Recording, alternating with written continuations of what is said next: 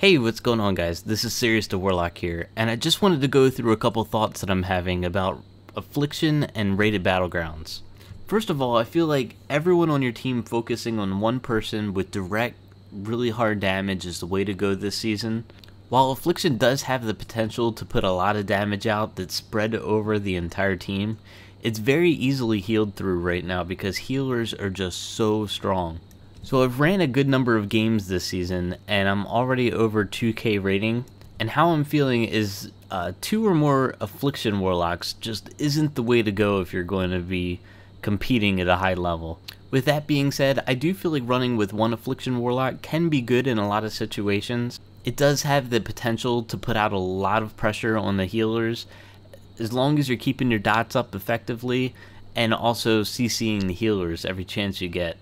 Destruction, though, still seems like it may be the way to go for direct damage, for focusing down a target, and for getting the killing blow with Shadow Burn.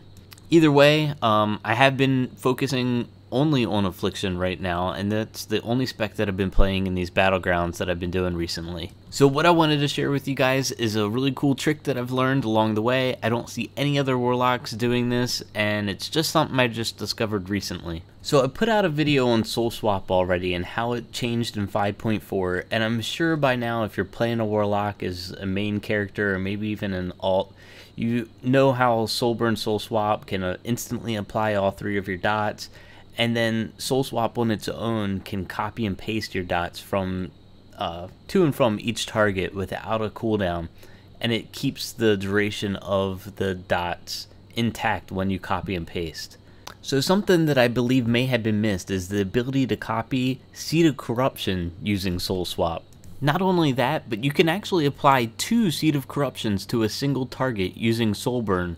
So you can Soul Burn Seed of Corruption and then use Seed of Corruption again without Soul Burn. So this will actually apply 2 separate Seed of Corruptions to a single target. So once you know this, you can actually apply Unstable Affliction, Corruption, Agony, and 2 Seed of Corruptions to a single target and swap all 5 of them from one target to the next if you move quickly enough. So there are pros and cons to doing this and doing it effectively. Even if you land it perfect, you cannot get crowd controlled for even a second, because the 3 seconds that it takes once you inhale the Soul Swap to exhale, if you get CC'd within those 3 seconds, you lose your Soul Swap, and the seeds will pop, and you'll have to start all over reapplying them from the beginning. Because of this, it makes it extremely hard to try to land any crowd control in there while you're trying to pull off this rotation. Some might argue that this may make it not worth it, but in certain situations I can definitely see a benefit of using this rotation when the enemy team is clumped up, maybe like on the flag of Eye of the Storm.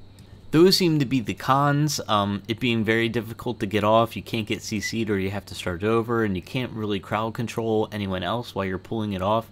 The benefit is this actually added maybe about 15 to 20% additional damage to me in actual RBG, like working games.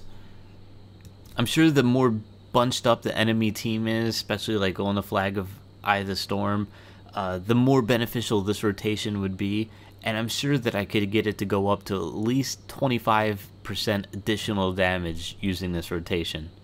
Alright, so what I personally do is I start off with Soul Burn Seed of Corruption, and I apply that first. Immediately after, I apply another Seed of Corruption. Both will land on your target, and you have to very quickly Soul Burn Soul Swap the rest of your 3 dots on your target, and then use normal Soul Swap and pull them all off. Then you have 3 seconds from that point to paste them to your next target, and immediately you need to copy them back off again. There's no time to wait at all. You have to immediately pull them back off, and then again you have 3 seconds to reapply them, and you have to rinse and repeat continuously, pulling them off and pulling them back on with no interruptions. So that's how it's done.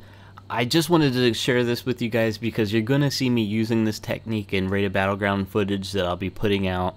Who knows how long this will take before it actually catches on and becomes the mainstream thing to do. Like I said, it's not the ideal thing to use in all situations, but when the enemy team is clumped up and there's, I don't know, 4, 5, 6 or more people on the enemy team that are grouped up, this definitely will add 20-25% maybe additional damage, which can be huge. Maybe you find your own mixture of how many times you use this compared to how much you CC enemy healers, and find your own balance of where to use this and when to not. But I can guarantee at the moment that I'm making this, you don't see any warlocks using this right now. I was actually doing a game tonight where my team was about 2k and the enemy team was about 2.1k, and that I found out later that the 2.1k team was laughing at me for using Seed of Corruption. Almost nobody knows about this right now, which makes it pretty cool, and it might, I don't know, if you watch this video and you use it, it might give you a leg up and give you the additional damage you need to look a little bit better in front of everyone. Well, that's all I have for now, guys. I hope this helps somebody out. I do have rated battlegrounds that are coming soon. To be honest, I'm feeling kind of lazy. I don't really feel like editing or making thumbnails. I'm kind of torn between waiting to release them until I have the motivation to do editing and thumbnails, or just releasing the content raw for you guys. Skype conversations at all, so you can just see the games and adding no commentary from myself. If you guys have a preference one way or another, if you'd rather have it with commentary and wait longer, or if you'd rather have it now with just the Skype conversation, leave me a comment down below and let me know what your preference is. Thanks guys for watching. Make sure you're subscribed for more Warlock content, and I'll talk to you again soon. Take care.